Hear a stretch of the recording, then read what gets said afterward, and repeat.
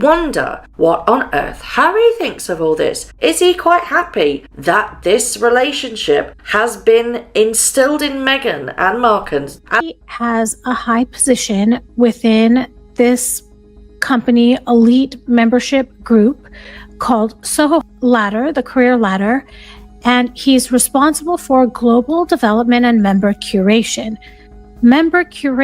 So that pretty much means he goes around and... Meghan thought her past was buried, but Markus Anderson exposes the shocking truth about their secret closeness even while she lived a royal life. This is as part of their new charity. They haven't actually decided what their charity is going to be. It's all very woolly, wishy-washy at the moment. Now, where they are basing themselves, the 8 words. That's all it took.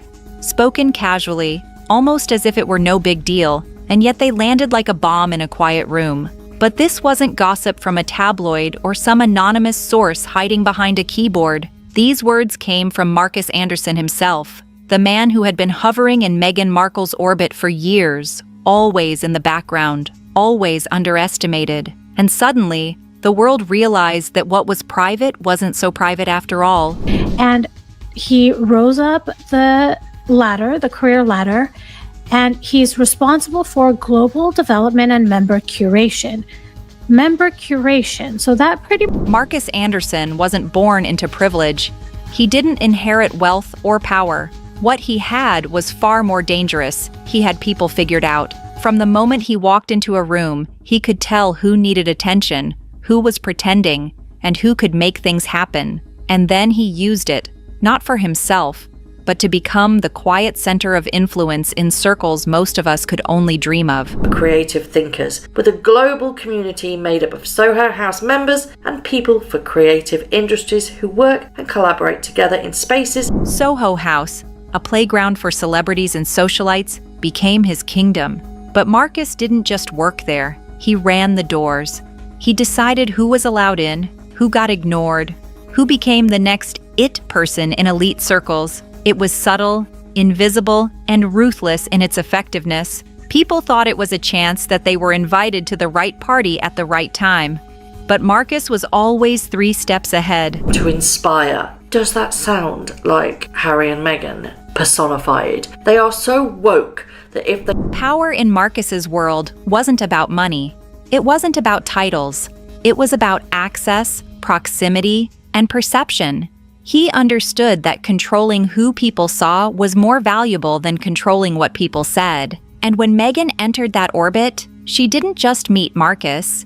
She entered a meticulously orchestrated web of connections that could catapult her into stardom, influence, and eventually, global attention. Harry and Meghan personified. They are so woke that if they turned around and slapped them... To the outside world, Markus seemed like a social connector, a charming insider with impeccable style.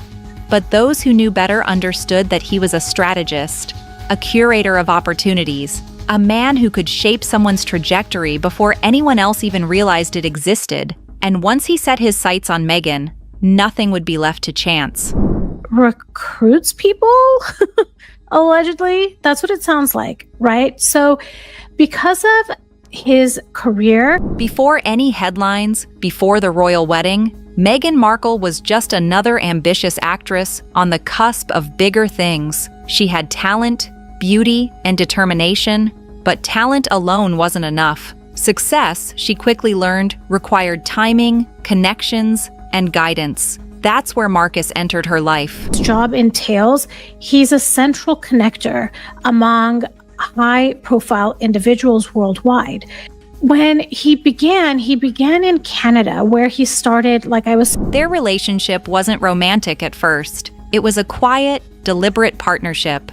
Markus opened doors, pointed out which rooms were worth walking into, and subtly taught Meghan how to navigate elite social circles. Madrid, London, Istanbul, each trip, each dinner, each seemingly casual encounter had a purpose. To outsiders, it looked effortless. To those watching closely, it was precision in motion. Relationship has been instilled in Meghan and Marcus from the very start. Pre-Harry, this has been going on. Those two have been scheming. People who saw them together noticed it immediately.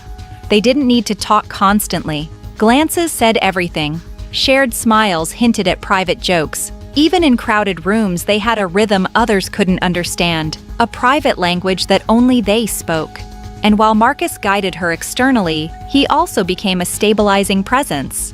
When Meghan doubted herself, he reminded her of her worth. When she needed an opportunity, he knew exactly which number to call. Over time, his understanding of hospitality facilitated his rise. Through his work, he developed close associations with a lot of celebrities and public figures. Slowly, the bond deepened into something harder to define. Markus became her anchor, her secret advisor, the one who could make or break a moment with a subtle introduction or a whispered suggestion. And Meghan trusted him completely. Before princes, paparazzi, or palace walls, she had Markus Anderson. Everything possible. Their world is their oysters if you hook a prince well. And that trust would later make his words even more explosive, because by the time Harry entered the picture, their foundation had already been laid, and it was built on closeness few could ever understand. And maintained these relationships that made him a sought-after individual within elite social networks. Meghan met. By the time Meghan's name began circulating in elite circles, her life was no longer random. It moved deliberately. Every dinner, every introduction, every weekend trip had a purpose. Markus wasn't just introducing her to people, he was placing her where she needed to be, always 3 steps ahead of the public narrative. Actions. And hey ho, they did it. And it always seems with Meghan that everything comes back to Soho. It really is quite shocking when Madrid wasn't just a vacation. London wasn't just work. Istanbul wasn't just an adventure. Each location carried meetings, conversations, and encounters carefully chosen to push her closer to the spotlight. To Meghan, it felt natural. To the outside world, it looked effortless. But behind the scenes, Markus was orchestrating every move, managing momentum with precision only someone who had mastered influence could understand. With introducing her to influential people, including Jessica Mulroney, who helped Meghan become connected to even more people. And then it wasn't mentorship in the ordinary sense. Markus wasn't giving career advice over coffee. He was curating Meghan's world like a gallery exhibit. Every person, every event, every decision meticulously placed. And Meghan trusted him completely because he had never failed her. His guidance was invisible, yet foundational. Is she involved in Soho House? And I think the papers should be asking this very question. Is she on their payroll? Because this wasn't fleeting. It wasn't casual. Markus had built a bond with Meghan that predated fame, fortune, and a prince. He became her anchor in a world that would soon spin faster than she could imagine. The strategy he laid out didn't just open doors. It positioned Meghan for the kind of visibility that would eventually make her unavoidable. Met. The very first ones I remember coming out involved a male setting them up. So reports suggest that it was Markus who played this role. When Harry finally came into the picture, Markus's influence hadn't faded. It was already embedded in every choice she made, every opportunity she seized, and every person she impressed. And that foundation, built quietly, meticulously, and invisibly, was about to collide with the fairy tale the world thought it knew. Always pictured there pre-Harry. They even went there on their first date. And can you remember the, my friend? 2016, Soho Farmhouse, a quiet English countryside escape, or so it seemed. Markus had handled every detail, from the booking to the guest list, from the seating arrangements to the flow of conversation. To anyone watching, it looked casual. But in Markus's world, nothing was left to chance. Every move was aligned. Every interaction calculated. Stages of Meghan and Harry's relationship, and he also arranged for private meetings for the both of them at. It was there Meghan met Prince Harry. The encounter was simple: drinks, conversation, laughter, but the chemistry was instant.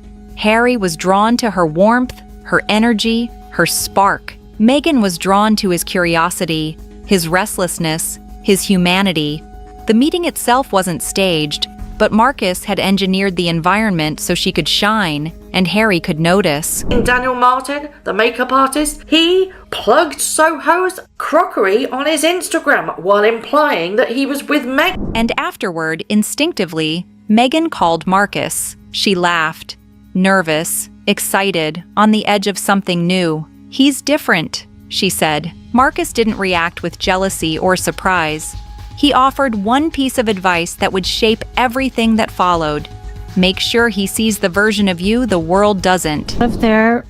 He was around them a lot, honestly. And their first official, Harry and Meghan's first official coming out. Those words weren't just guidance. They were strategy. They were a reminder of the bond they shared, the influence he still held, and the world he had quietly built around her. From that moment, Meghan wasn't just falling in love, she was stepping into a new role, navigating a new world, and Markus remained her quiet anchor, always present, always aware, always shaping the story from behind the scenes. Wonder, doesn't it, on what her connection to Soho House, because everything comes back. There has got to be more to this other than just pure friendship with Markus Anderson, because it seems... As Meghan and Harry grew closer, Markus remained quietly present. At first, Harry didn't think much of it. Markus seemed like an old friend, someone from her past who had helped her along the way. They shared meals, laughed together, and talked like men who thought they were standing on the same side of a story. But slowly, Harry began to notice subtle changes. Around Markus, Meghan was different. She relaxed. She laughed more freely. She smiled without hesitation. She seemed lighter, more confident, more herself. And while this wasn't romantic in the obvious sense, it carried an intimacy that was impossible to ignore. For a man like Harry, already carrying the weight of royal expectations, these nuances mattered. Soho House's name comes up. And that to me is very, very worrying. This is an elite members club. And maybe, it's just purely the connections. But Markus was present for milestones meant for Meghan and Harry alone. Secret trips, quiet celebrations, private moments. He wasn't intrusive or loud. He didn't demand attention, but he was always there, included, quietly influential. And with every laugh he shared with Meghan, every glance, every piece of advice offered in private, the lines began to blur. A triangle formed, invisible yet undeniable. Harry saw Meghan as the woman who could save him from royal pressures. Markus saw the woman he had shaped long before any prince ever appeared. Neither spoke of it, but the dynamic existed, simmering beneath the surface, in glances, in gestures, in late-night calls no one else knew about. To wonder, is this compensating both Markus Anderson and Soho House for getting her ultimate dream, being... The tension wasn't explosive at first. It was quiet, persistent, a slow-burning pressure that no one wanted to name. And yet, everyone inside that triangle knew its weight. The fairy tale, the wedding, the public smiles. They were only the surface.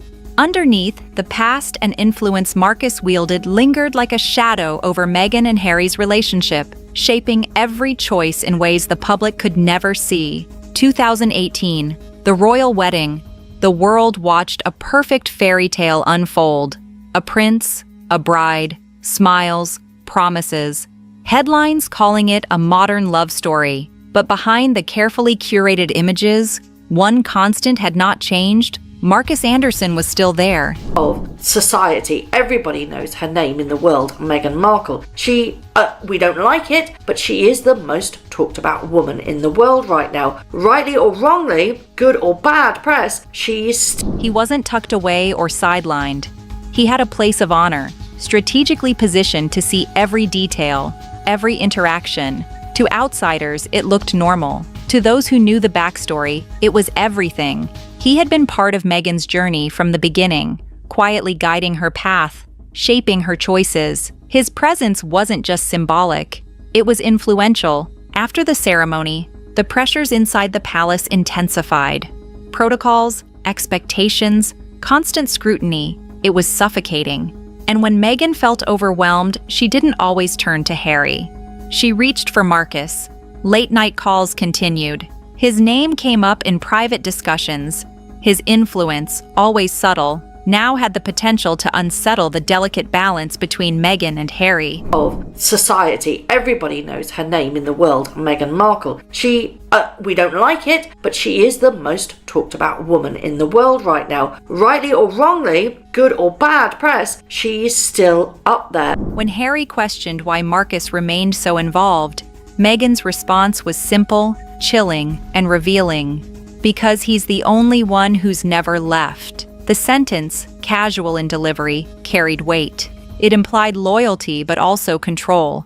And in a world where a prince expected to be the anchor, the presence of another figure, so close and trusted, created silent tension. Where you can say Markus was there at Invictus 2017. Oh, I also want to say Harry and Meghan allegedly met in... The wedding may have appeared like a new beginning to the world, but for those inside the palace, it marked a continuation of a triangle that had been in motion long before the public even knew Meghan existed. Markus wasn't gone. He was quietly shaping the story still, reminding everyone that some bonds cannot be erased, no matter how dazzling the fairy tale looks on the outside. Words that were never meant to be public somehow slipped out. Words so simple, yet explosive. We've always been close, intimate even after Harry. And everything was kept quiet until the end of October 2016. And then the story goes... No cameras, no microphones, just a private conversation, off the record. But once the quote leaked, it moved faster than anyone could control. Headlines erupted. Social media erupted. Photos were re-examined. Every handshake, every smile, every touch from the past was suddenly suspect. Each other without the press being intrusive, and Meghan allegedly went along with this. But at the end of October, news came to... Inside the palace, the panic was immediate. Phones buzzed, legal teams prepared statements, NDAs were reviewed, but nothing could stop the viral storm. The words weren't just gossip, they suggested a history, an intimacy, a connection that had never fully ended. And with Markus Anderson as the source, the credibility was impossible to dismiss. That the following day or within a couple of days, their relationship was going to go public and everyone was going to know about it. So they had what they called this last hurrah, this Halloween party, and guess who's in the... Harry didn't react immediately. He withdrew. He replayed moments in his mind, text messages, lunches, fleeting glances, all reinterpreted under this new lens. Meghan's interactions with Markus, once casual and natural, now carried undertones he couldn't ignore. The word intimate echoed relentlessly in his mind, growing louder with every imagined scenario. Markus is there, and look who else is there. Princess Eugenie is also there. For Meghan, the leak was devastating too. Publicly, she smiled, maintained composure, and carried on. Privately, trust shifted. Every interaction, every friend, every confidant became part of a delicate web of scrutiny.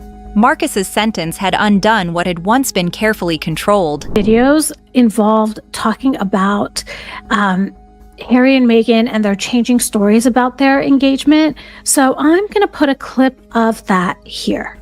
The fallout wasn't just media drama, it was personal. A marriage, already under pressure, suddenly had shadows stretching back years. Markus Anderson hadn't just spoken, he had detonated a truth the palace had tried to contain, leaving everyone scrambling to contain the implications.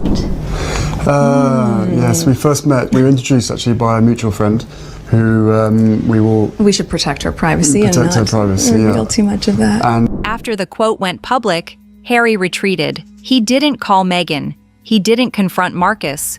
He didn't issue statements. He went silent. Days passed.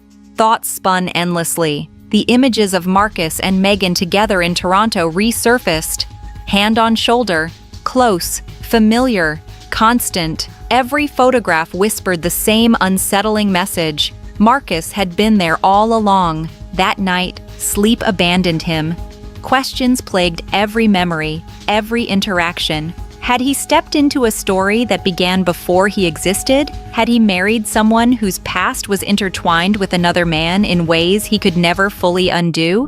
And then twice back-to-back, 2 dates in London. So as you can see, the first news coverage that came out about Harry and Meghan and how they... By morning, Harry left for a private retreat in Aspen. Space, he said, was necessary. Distance, he claimed, was essential.